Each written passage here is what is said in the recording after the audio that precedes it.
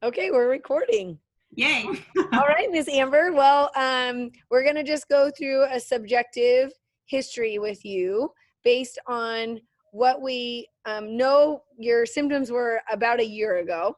And then in part two, we'll talk about how you got to the point where you are now, where you're feeling pretty good. So, Cool. Okay, so let's just do your age. So your age is 31. 31. Atta girl. Welcome to the 30s club. I'm almost Right. out of it. So, and then we'll do your, we'll do your location and stuff as we start to talk through things. So, why don't you just tell us what your main complaints are?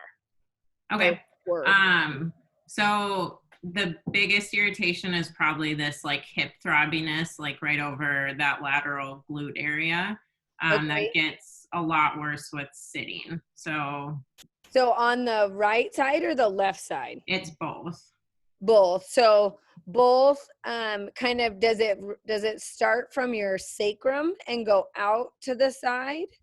Nope, it's just on that lateral, like that glute med, kind of like that chunkier part of your lateral glutes. Okay. And so it feels like I just want to dig like needles into it. Yeah. Okay. Is it on one side more than the other?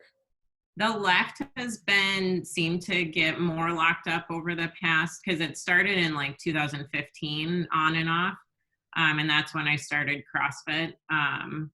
But like that glute achiness seems to be correlated with how much my low back locks up as well. Okay. When you say lock up, tell me what you mean by that. It just feels really stuck. It feels like I can't do side bends. If I try to, it feels good to like do standing extensions, but it's like it just can't move. It almost has to be forced to move. Okay. So the more like of those I do, it helps to get it moving, but it just, and then if I try to like bend over and touch my toes or like stretch my hamstrings, it doesn't move. Okay. Do you feel like it's like gonna like lock up and you're unstable, or just kind of like I'm just gonna get stuck in a certain it just kind of gets stuck, and then if I like go to like touch my toes, I start to come back up, and it's like I can't get back up. I'll have to like, when it was really bad, I'd have to like either go on my legs to get all to something. So it's like it just, and that was more so from pain than anything. Okay. Feel like kind of had to like walk yourself up your body. Yeah. Do you have any, or did you have any radiating pain? Like, did it go down your legs or into your butt more, or? There was some, like I had some neural like tension almost feeling 2 years ago. Okay. And so that was, it almost felt like I had to walk on eggshells because it just, everything was like a hot knife kind of down my legs. Yeah. But that was only one time over the past 4 or 5 years. Other than that, it was some radiating on the left side, but that kind of seemed similar to like piriformis syndrome, and that wasn't super constant. Okay. Do you have pain in your low back, like actually in your back? Yeah, and it kind of is a throbby pain. Okay. But it would depend on how bad I would irritate it with like my CrossFit workouts and stuff, because it did start to get like sharp shooting pain. Okay. Okay. So kind of back us up a little bit. 2015, were you working? Were you a student? Like, what were you? I was just, I was working as a nanny, and that's when I started CrossFit, and I just like went all in and was doing like 5 workouts a week and loved it. But then about 6 months into that, I started getting that like glute achiness. Okay. And then didn't really notice anything with my back, and just kept like pushing through and doing stretching, like piriformis stretch and stuff like that, and the cross ball stuff. And then the more CrossFit I did, eventually my back just locked up, and it like was spasming and couldn't move or anything. Gosh, that's awful. But I didn't learn my lesson because I kept doing CrossFit. So right? It becomes a little bit of an addiction, doesn't it? Yes. Okay, so then now, well, when what we're talking about is really a year ago, your symptoms were pretty constant, right? And Yeah. uh, you had still been working out though, so you were working out. Um, And I was doing, I think a big change too was I went back to school 3 years ago. um, and so then I started to notice that sitting really, really aggravated my symptoms. Sitting was really bad. Okay, Yeah. and And then so then getting into the first year of PT school, we all know how much we sit there. So then I kind of became at a loss on what workouts I could do that didn't aggravate it. okay, um, and then so let's just reiterate. So kind of low back throbbing goes Mhm. into both sides glutes. Uh, had a period of time where you had radiating pain down your leg, that like shooting pain. Yeah. Um, that somewhat resolved, but then you still kind of were working out, got into PT school, and then the sitting just really, really aggravated you. Yeah.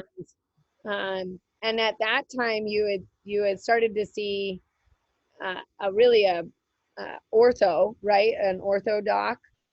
This was actually before, or yeah, so I had seen an ortho doc back before I started PT school because that was on my second PT that I was seeing for it. And so Okay, so like you had nothing was gone to really PT back at home. back in Minnesota. So then I went in to see the ortho doc and they did um, the the steroid injection. So I had gotten two steroid injections. One's in my like L4, L5, and then the second time they did SIJ. And then did any of that help? Yeah, for a couple days. Days. And Okay, so not very long. no. So I think it was just like that initial numbing Yeah, that they yeah. did. And then did they do any imaging at all? Yep, they did an MRI. Okay, and what did your MRI show? I have degenerative disc disease like everyone else, so Okay, nothing really. no, okay. No disc herniations or anything like that. No, there was like a moderate bulge, I think, on L405, but that's it. Okay.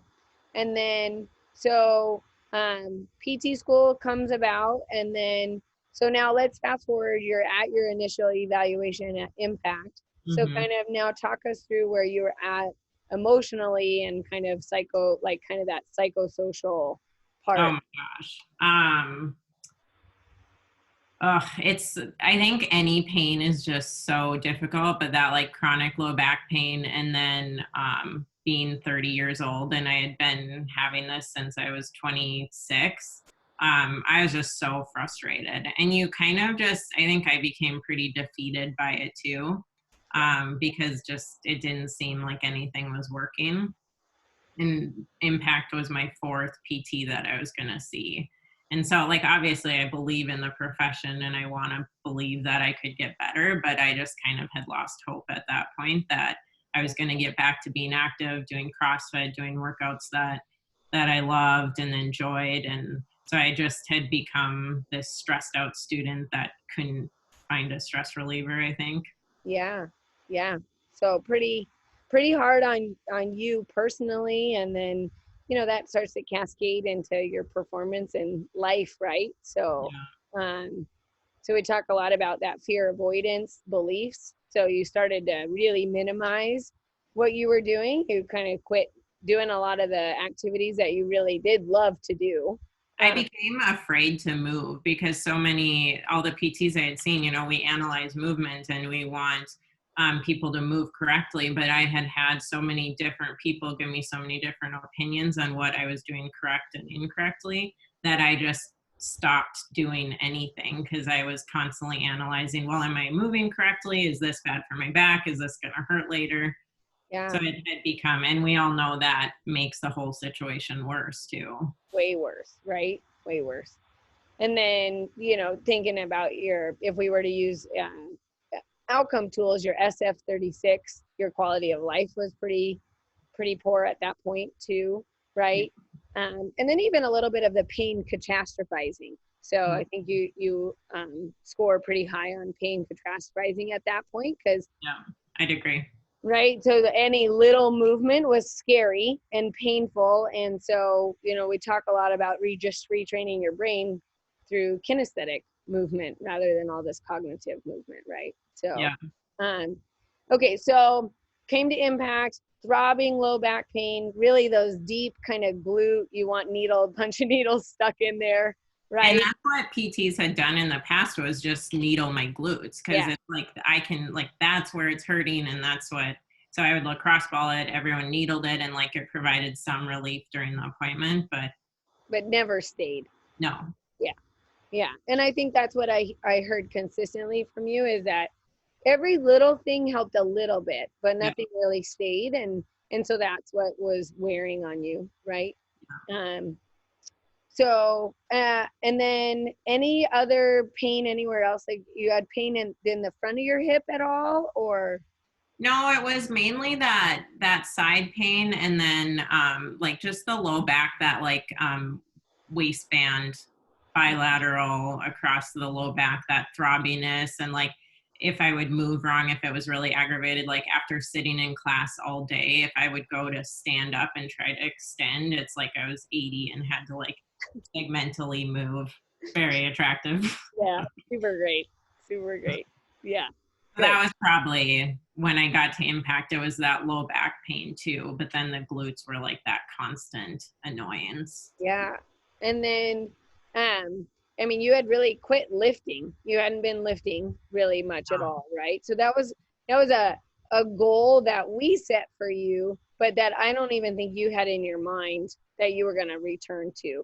Yeah, especially like deadlifts or any of those flexion um, activities, I had completely steered away from Yeah. for like 2 years.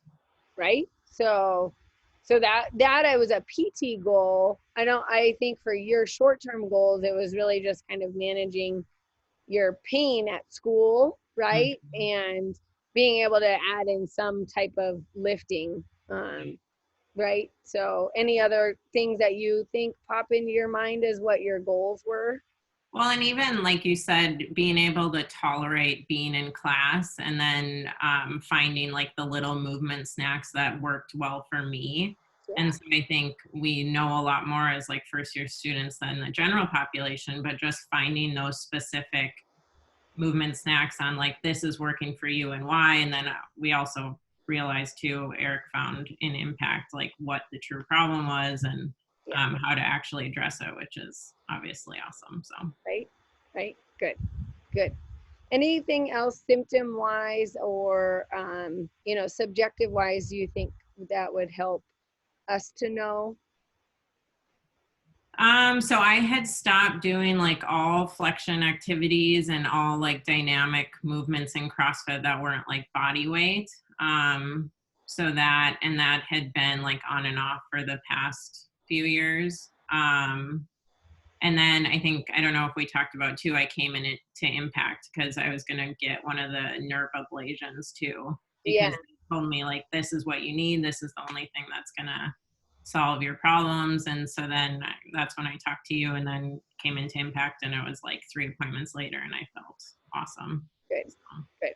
Okay. Well, we'll save that part for part two. We'll oh, let sorry. them kind of digest this information, and then we'll do part two and tell them the story of kind of where you are today.